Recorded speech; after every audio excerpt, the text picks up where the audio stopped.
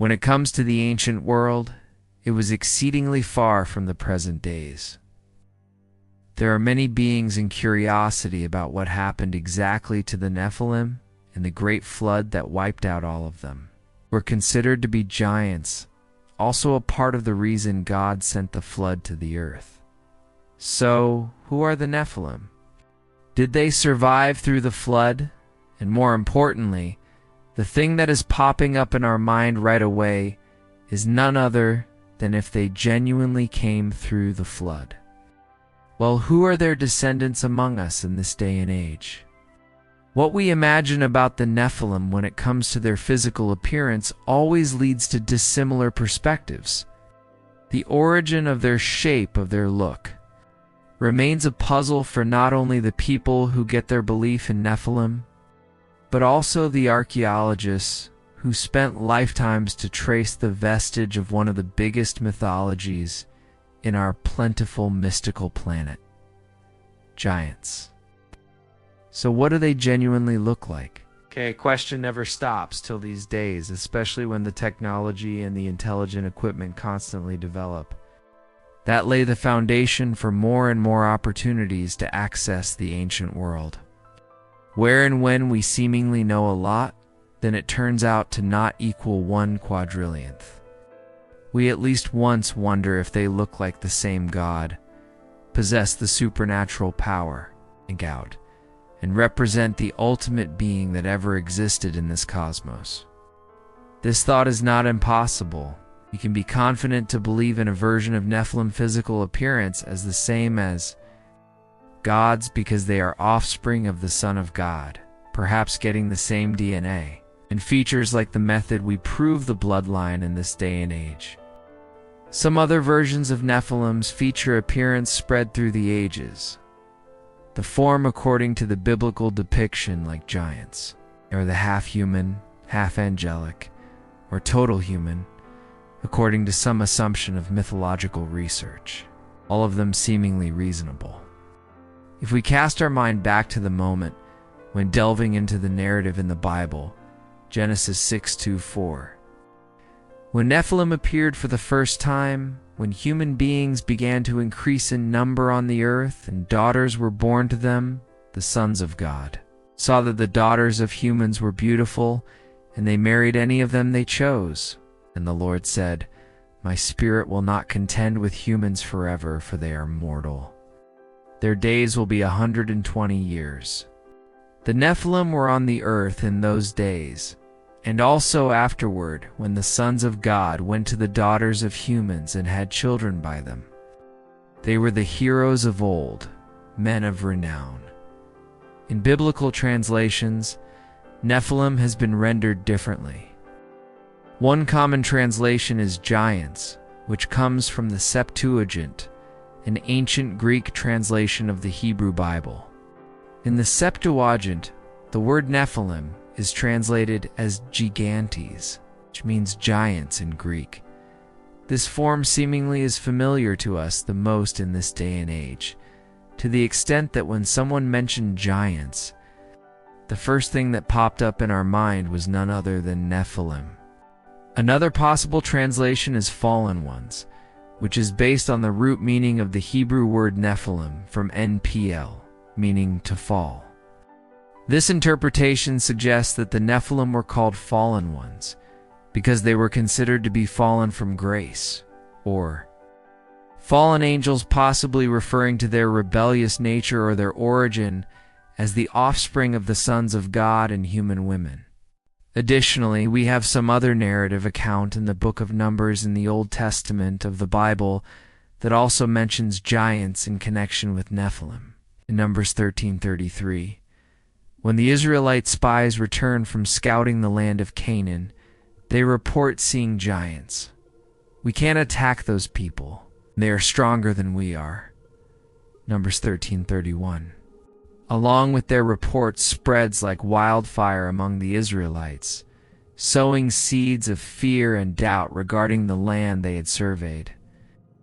They said, "The land we explored devours those living in it. All the people we saw there are of great size. We saw the Nephilim there, The descendants of Anak come from the Nephilim. We seemed like grasshoppers in our own eyes, and we looked the same to them. Some interpretations suggest that these giants were descendants of the Nephilim, further linking the two concepts in biblical lore. First, descendants of the sons of God and daughters of men, and second, association with giants who are believed to possess exceptional size and strength. We already know they are giants, but what is their exact dimension? Some piece of document back nearly 1 decade from these days disclosed the issue that remained curious in our mind, and that may blow us away. An incredible encounter of normal men with giants in modern age. What actually happened between them on the mountain of Afghanistan? Certainly more than one of us got the clue about the strange disappearance of an army unit on the Kandahar, its mountain range of Afghanistan in 2002, and then it called 2 arms of the United States Army Special Forces, who are known with the name none other than Army Green Berets, in order to resolve this puzzle. Their mission was to find the military who was missing and bring them back in a safe way. In several days, while trailing the hostage of the missing unit, they found some pieces of military equipment. The army uniform even found the thing able to scare the life out of us. A 13-foot-tall humanoid creature deep within the caves of Kandahar. This colossal being was no ordinary giant. It sported flaming red hair, 6 fingers on each hand, and 2 rows of teeth for gnashing, thrashing, and showcasing a smile that was undeniably dashing. The giant was busy with mundane tasks like cooking giant food when the special forces encountered it. However, things took a dark turn when the giant allegedly killed Dan, one of the service members, with a huge spear. The rest of the unit responded swiftly, unleashing 30 seconds of sustained gunfire to vanquish the giant. They loaded its massive corpse onto a helicopter, but it mysteriously disappeared thereafter. The account of the giant of Kandahar is seemingly consistent with the depiction of Nephilim in non-canonical books, such as the Damascus document Dead Sea Scrolls. According to these accounts, these giants were described as towering as tall as cedars and possessing bodies akin to mountains CD 2:18-19. Even more astounding, or perhaps unbelievable, is 1 Enoch 7, which portrays them as reaching heights of 300 cubits, approximately 450 feet. Enoch translation. Old Testament pseudepigrapha, a stature comparable to that of Godzilla. However, an alternative interpretation of this text suggests that it does not refer to the height of the giants, but rather distinguishes between different types of giants, totaling 3 in number. The women became pregnant by them and bore to them gigantic offspring of 3 kinds. Giants were born to them, and the Nephilim were born to them on the earth, and the Eliud were their offspring. If it's too overwhelming to imagine their dimension, obviously a small comparison with other giants ever existed in the ancient world will form a clear portrait of them. Og, the king of Bashan, belonged to the Rephaim people, and his bed or sarcophagus was reported to measure 9 by 4 cubits, possibly around 13 feet long and 6 feet wide. Deuteronomy 3:11. Goliath, the renowned Philistine warrior, was said to be a descendant of the Rephaim. Goliath's stature at 4.5 cubits might not appear particularly imposing, a little over 6 feet tall, based on the Septuagint and Dead Sea Scrolls for QSAM. 1 Samuel 17-4. However, according to the Hebrew and Vulgate texts, he was said to stand at 6.5 cubits, over 9 feet tall. They are that huge, but the size of these giants in no way compares with the Nephilim, who are even roughly 50 times taller than them. And back to these days, we have a true human to make it clearer. This is Robert Wadlow. He is the tallest man ever officially recorded in this modern time period at 8 feet 11 inches. This photograph was taken by Roy Chapman Andrews during an expedition to Mongolia in 1922. His height is nearly equal to Goliath. And then, how colossal Nephilim were. We are just as grasshoppers as the spies in Canaan stated, in comparison with them. The other version of Nephilim that we do not seemingly see in reality, but somehow it still has the underlying foundation to lean on. Have we ever imagined Nephilim as half human, half angelic? The hypothesis that the Nephilim were beings of mixed human and angelic descent has intrigued scholars, theologians, and enthusiasts for centuries. Rooted in interpretations of biblical passages such as Genesis 6:2-1-4, this hypothesis proposes that the Nephilim were the offspring of unions between celestial beings, often interpreted as angels or divine entities, and mortal women. This hypothesis has sparked debates about the nature of the Nephilim, their significance in religious and mythological contexts, and their potential impact on human history and culture. At the heart of this hypothesis lies the enigmatic passage from Genesis 6:1-4, which describes how the sons of God observed the beauty of mortal women and took them as wives. The identity of these sons of God has been a subject of speculation, with interpretations ranging from divine beings to fallen angels. The term Nephilim, often translated as giants, is introduced in this passage, suggesting a link between these beings and the offspring of the unions between the celestial and mortal realms. Proponents of the half-human, half-angelic hypothesis point to various biblical and extra-biblical sources to support their interpretation. For example, the Book of Enoch, a collection of Jewish apocalyptic texts, expands upon the narrative of the Nephilim, describing them as the offspring of angels known as the Watchers and human women. According to this text, the Watchers descended to earth and interbred with mortals, giving rise to the Nephilim, who impressed in our mind with their extraordinary size and strength. Additionally, other ancient texts and mythologies contain parallels to the concept of hybrid beings born from unions between gods or divine beings and mortals. In Greek mythology, for instance, heroes like Hercules were believed to be offspring of unions between gods and human women. These mythological narratives provide cultural precedents for the idea of beings with both celestial and earthly lineage. Till this moment, perhaps a question is instantly popping up in our mind. Why are there different hypotheses about the appearance of Nephilim? That puzzle brings us back to Genesis 6, when the sons of God descend the earth and intermingle with the mortal women to make them bear their children. And then here is the key. The children who were born coming from different sons of God will get different looks. This answers our wonder of why we acknowledge different interpretations of Nephilim's version of physical appearance. And not only Nephilim, but also sons of God, known as Watchers, send us the multi-view of their origin as well. The Nephilim can be descendants of Seth, the third son of Adam, stated in Genesis 5:3-4.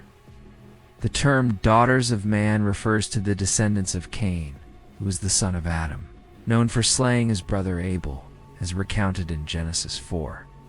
It is also the view expressed in the modern canonical Amharic Ethiopian Orthodox Bible, Talk 2:1-3, and the offspring of Seth, who were upon the holy mount, saw them and loved them, and they told one another, "Come, let us choose for us daughters from Cain's children.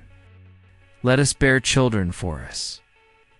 These unions resulted in the birth of individuals characterized by extreme wickedness. Consequently, God chose to bring about the flood, sparing only Noah and his family.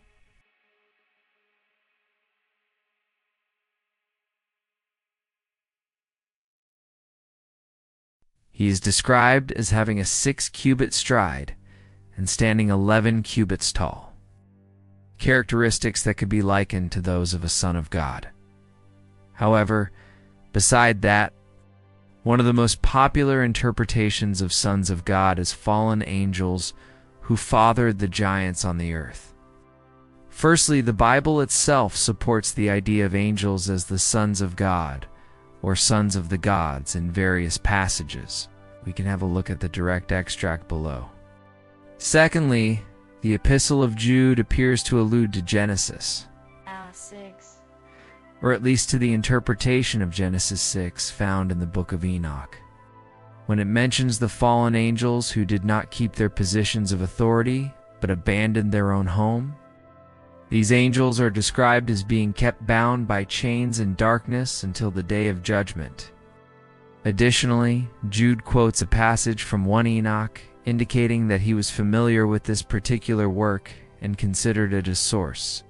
In the book of Enoch, particularly in the section known as the Book of Watchers, chapters 1 to 6, angels referred to as the Watchers became infatuated with the beautiful women of the earth.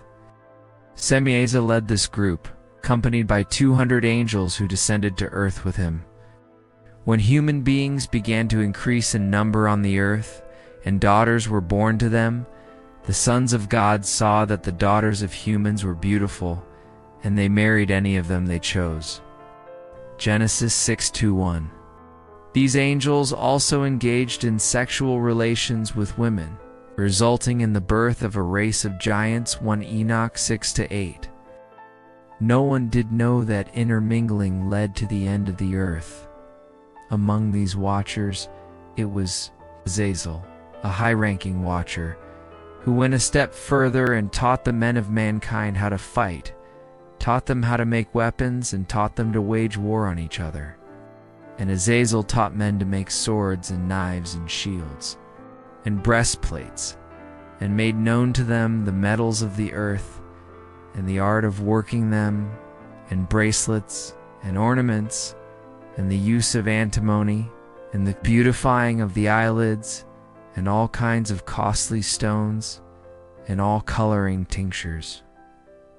1 Enoch 8-1 seemingly sounded so good for pre-flood humankind, as if humanity's bright future lies ahead, with unlocking the new ability. New knowledge to make the earth more colorful and get a better life like God is constant hope. But, opposed to all the ways we imagined of the world after the visit of Watchers, the most terrible case happened. What the humans learned from Azazel turned out to be the poison that killed their primitive features. We can see the worst world day by day through 1 Enoch 8:2-2.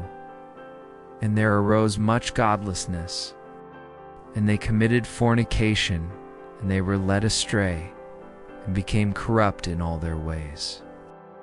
The earth was full of debauchery from each corner, full of corruption, and God saw all of these things. Nothing more hurt than witnessing the humans that He created by Himself draw themselves in the darkness.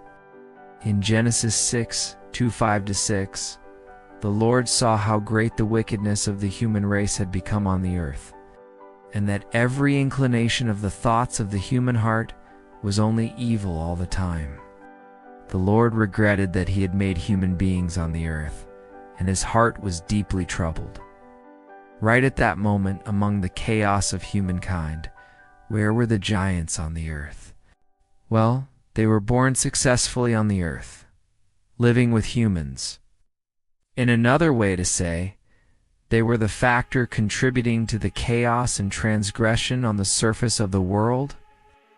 We can see the extracts below, and they became pregnant, and they bare great giants, whose height was 3,000 ells, who consumed all the acquisitions of men. And when men could no longer sustain them, the giants turned against them and devoured mankind. 1 Enoch 7-2. And the giants began to fight against them, and they destroyed the land. They ate the people, and they began to sin against. Birds and beasts and reptiles and fish, and they devoured one another as flesh, and they drank the blood. Then the earth laid accusation against the lawless ones. Book of Giants, fragment found at Qumran Cave 4. The sinfulness happened day by day, and worse by worse. It did not simply include the human. It got the appearance of the giants, who were of divine bloodline.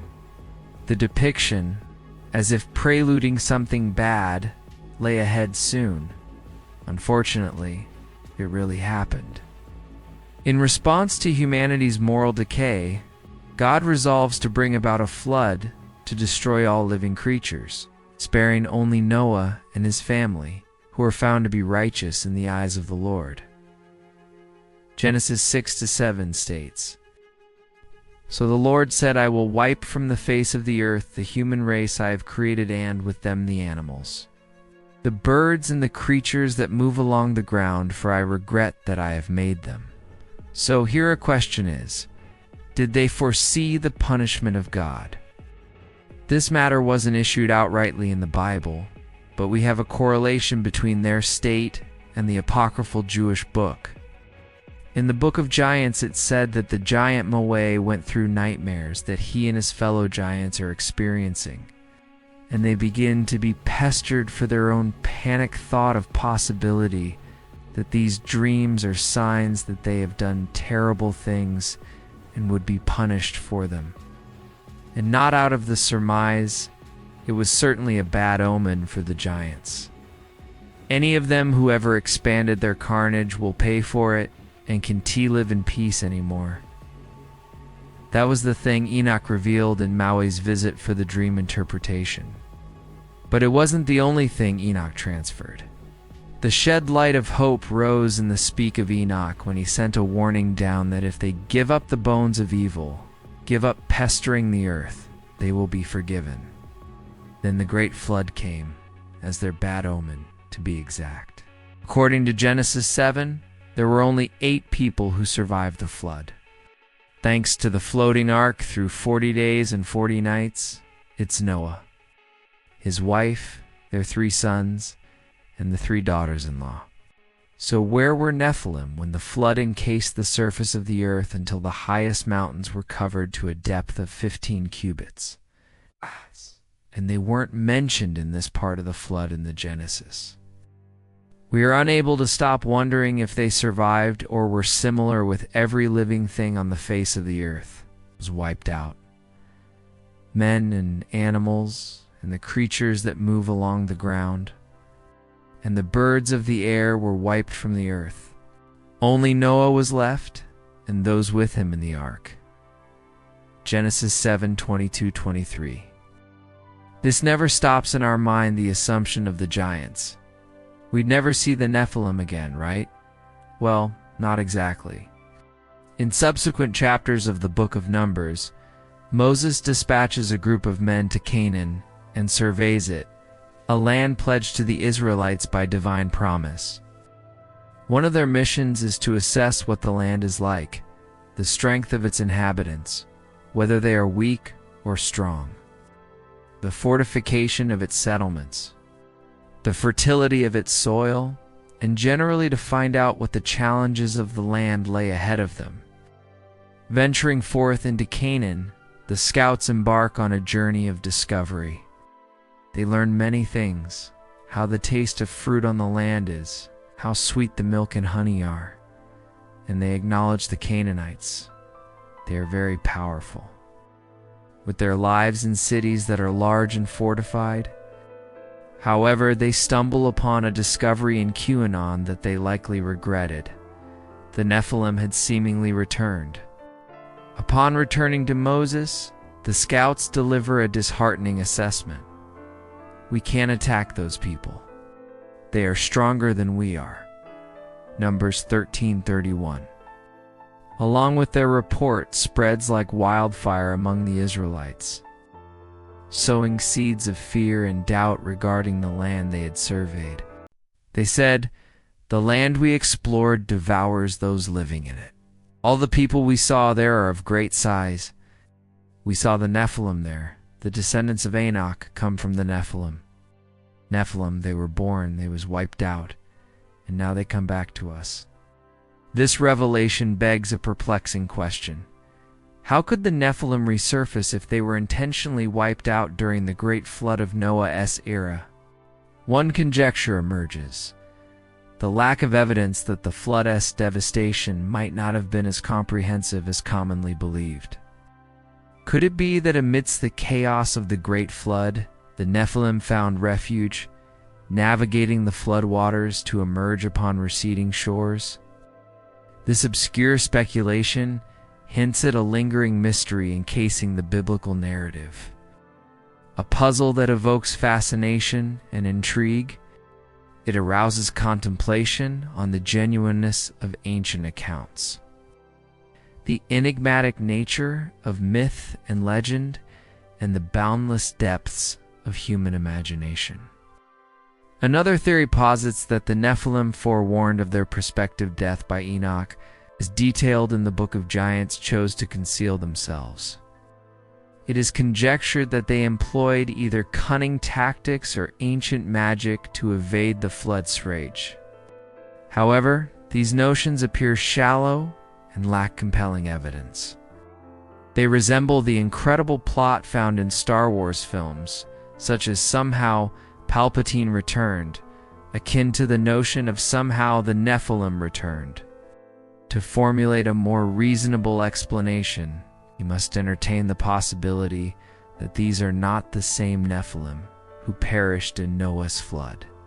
Instead, they may be a distinct, more recent iteration of their kind, or perhaps entirely new entities altogether. We lay a question for the giant people who returned after the great flood. Were they actually Nephilim, or another giant race who rooted in that area? Well, all of them sound reasonable. But the hypothesis of them as Nephilim descendants seemingly had the firm foundation for us to put our trust in. There's a theory that the wife of Ham, one of the sons of Noah, who was on the ark, was born from the Nephilim bloodline. She would have therefore passed on her DNA to her children, especially her son Canaan, who became the Canaanites, who were known to be a people who had giants within their land. Some evidence that links this is the possibility that the biblical Nimrod, a descendant of Ham, was the Sumerian king Gilgamesh, and he was also known to genetically be a Nephilim, or a giant, according to the Bible. There were at least 6 tribes of giants who lived in ancient Canaan during the first few hundred years after the flood. These tribes were named in the Bible as 6 peoples, each having their own identity and territory, and most of them were regarded later as giants.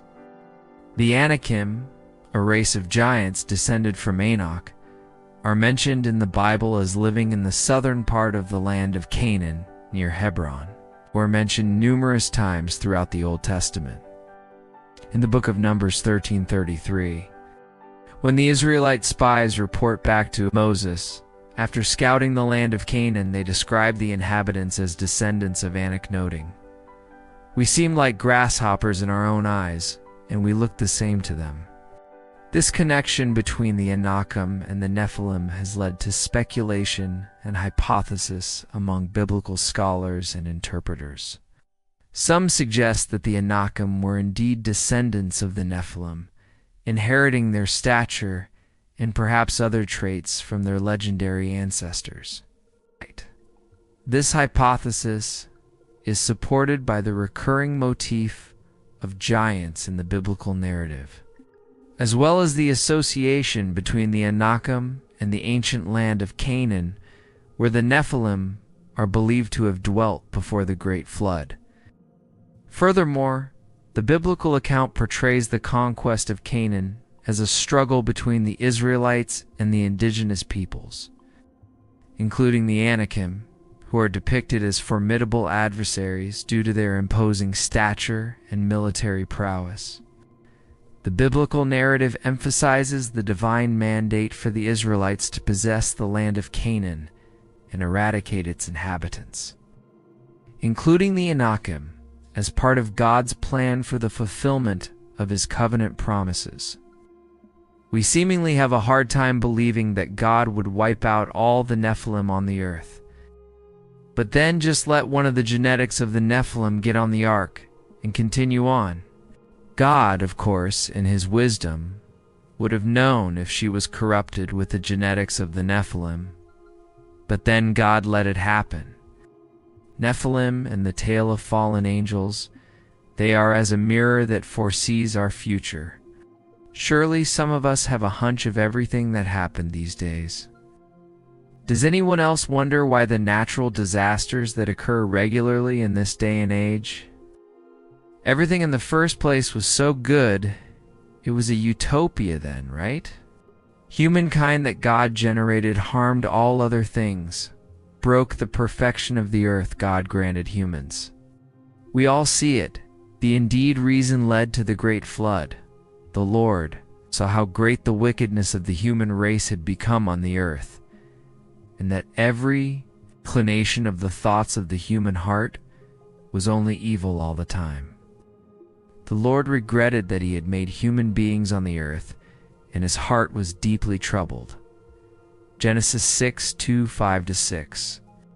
It hurts that what happened to the ancient world pre-flood is exactly happening to our recent days. Our earth was revitalized. Then we repeated all the mistakes. It hurts more that we are bound to make it worse. The polluted environment, the long-term diseases, the emergent appeal of nature, and we are afraid that God still witnesses everything we've made to his realm. And we live in a dreadful spirit that we, Dan T, have any clue of what the punishment would be taken to us.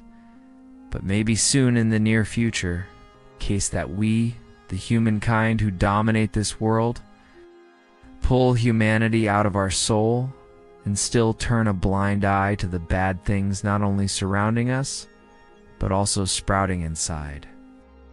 And then the Bible is written not only to make us deeper comprehend our God, it's exactly to direct and order us to the Lord. Through the rebellion of Nephilim and Titans as well, we can see obviously the result in opposing God. It's none other than perish. In conclusion, we believe in Nephilim, a giant race that existed in pre-flood and left a significant impact on the mythology of Jewish in particular, and on the history of humankind in general. The compelling evidence of the giants that ever existed is like a door to open to a new assumption that we and certain giants are living in parallel in this day and age, stage of the 22nd century, and somehow the words of God echoed through us, through our generations, as a reminder of the way we live. We are living with all the best things God gave us, so why don't we get the best of us to reciprocate this world? It sounds so macro, such an incredible thing. But in reality, that is not a big matter if we start with a basic small step. Sort of let our humanity seed sprout in the way we treat others, like the way God salvaged us for a better era.